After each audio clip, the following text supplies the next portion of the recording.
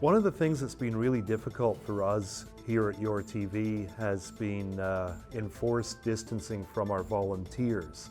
We're a big family here, and it's been difficult since we've closed our doors and taken everything inside to not be in contact with some of our volunteers. I'd like to change that tonight. James Leslie is a 20-year plus veteran volunteer here at YourTV, and he's also a physiotherapy assistant at Rideaucrest Home. So we'll talk a little bit about that. But first of all, James, describe, how are you outside of work? How are you coping with this? How are you and the family doing? We're doing fine. We're going grocery shopping very sporadically, and we are just reading and doing Facebook and going for walks around the neighborhood. But we're not enjoying it, just like everyone else. So we're hanging in there. And you're cuddling up with the kitty cat? Yes, yes, yes. Our cat Blarney is keeping us company for sure. He's here right now, but he's not on screen. Maybe later. So let's talk a little bit about your other occupation. You're a physiotherapy assistant at Rideaucrest.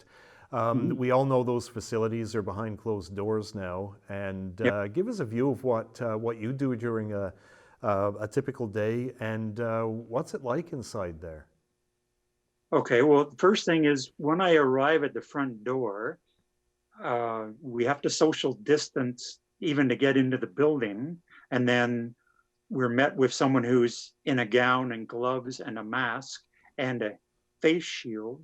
And they ask us a bunch of questions about, are we sick? And do we know anyone who's been sick and anyone who's traveled?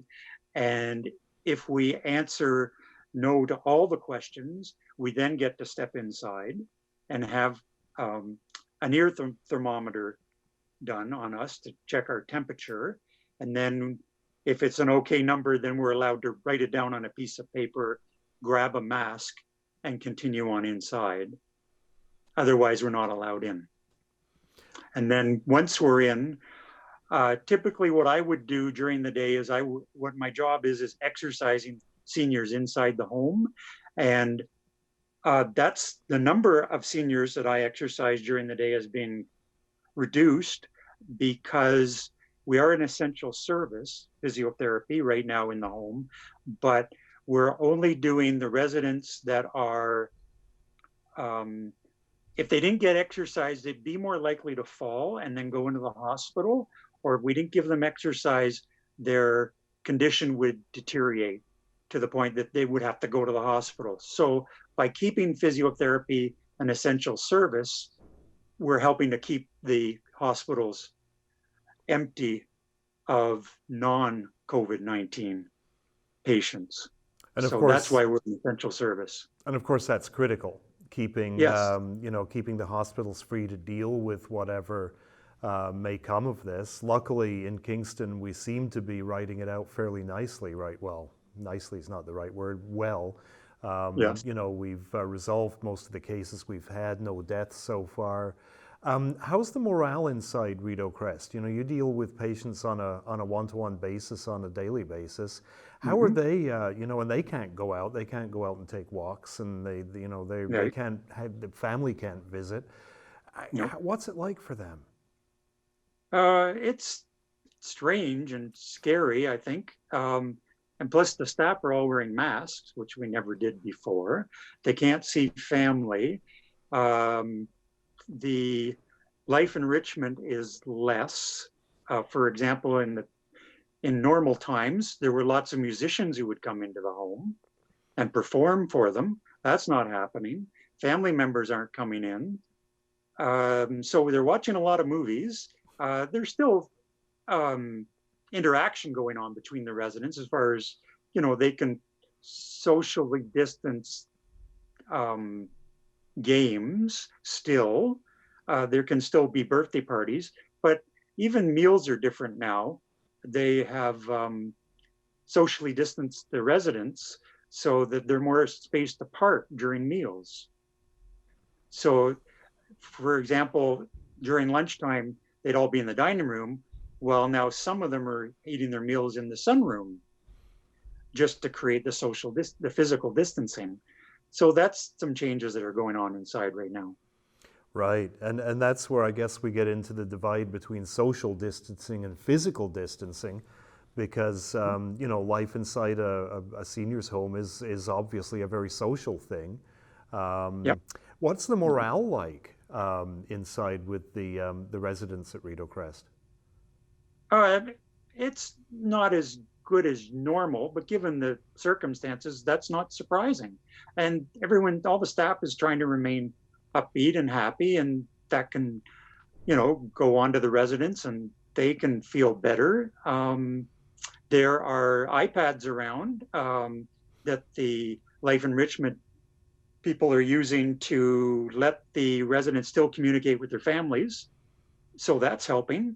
I've also seen families at the window talking to the residents through a closed window, or trying to. Like, what they can do is be on a cell phone on one side of the glass and the resident on another cell phone on the other side of the glass. So there still can be communication and talking between the residents and the family.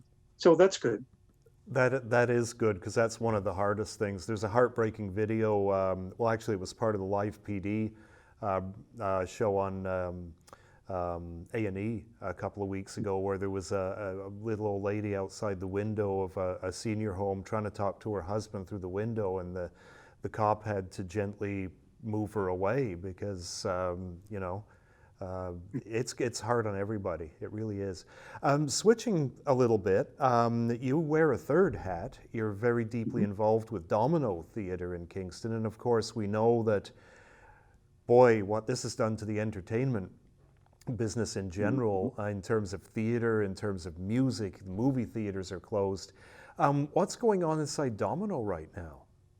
Absolutely nothing, other than the fact that when I was scheduled to work on the last three shows on the playbill, and we were into week 2 out of 3 on in Love and Warcraft, and they decided that the board of directors decided to close everything down. So the final week of that show didn't happen, and the last 2 shows of the season didn't happen. Like Holmes and Watson didn't happen, and then Kong's Night Out, they were going to decide this Monday coming up if they were going to continue with that. But given what the province is saying and how everything's getting extended, I doubt that the last show will go on. I myself am a seasoned subscriber to the Grand Theatre, and I'm getting all these emails from them saying, your show has been postponed until the fall. And now I'm getting ones that are saying that show has now been postponed till next year. So what Domino will do is either take the last 2 shows and move them into next season, or I'm not sure what's going to happen with the playbill. But for now, everything's quiet there. And it's not as if you can say, okay, the veil's been lifted, we're back in business. You can't do that. You got to practice. You got to set your lighting. You got to do your audio cues. The actors have to do line readings and so forth.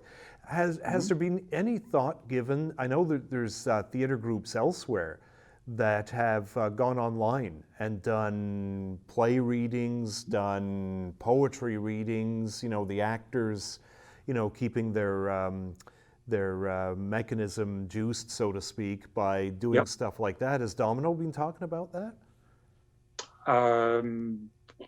Not that I've heard of. I've been to the website, and that's where I found out the information that I just told you. But so far, no. And there had been play reading sessions booked, but they got canceled. So as far as what's in the future, I don't know what's happening right now. But I sure miss going there. I sure miss volunteering there and at Cogeco. because that's what filled up my nights. Normally I would be at Cogeco on Tuesdays and Thursdays, and at Domino Wednesday, Thursday, Friday, Saturday, and then at work 9 to 5 ish. So I had a full schedule, and then just like almost overnight, it went away, and all that was left was work. All the volunteer work evaporated. Right. And so it felt very strange. Well, hang in there, dude. We miss you, and as I mentioned, we miss all of our volunteers here, and hope that very, very soon we'll have you back in the pilot seat for Council in Action and your other programs here. In the meantime, take it easy, look after Anya and the pussycat, and again, hopefully we're going to see you soon. Stay safe, James. Okay, thanks, Steve. Take care.